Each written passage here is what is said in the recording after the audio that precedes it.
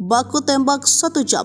Pasukan TNI sergap OPM penyerang Polsek Koramil. Skenario perang OPM yang hendak menyerang terendos pasukan TNI. Aksi penyergapan pun disiapkan pasukan gabungan TNI Polri. Setelah baku tembak selama 1 jam, akhirnya OPM yang hendak menyerang Polsek dan Koramil lari terbirit-birit ke hutan. Dilansir dari tribunpapua.com, baku tembak terjadi di Kampung Pagapa, Distrik Hobeyo, Intan Jaya pada Jumat 10 Mei 2024 sekitar pukul 2:23. Sekitar pukul 4:15 waktu Indonesia bagian Timur, personel memperoleh informasi dari jaringan di lapangan bahwa OPM akan melakukan penyerangan terhadap Polsek dan Koramil.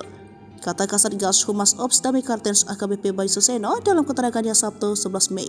Bayu mengatakan aparat keamanan kemudian melakukan penembakan ke arah OPM dan dibalas oleh OPM.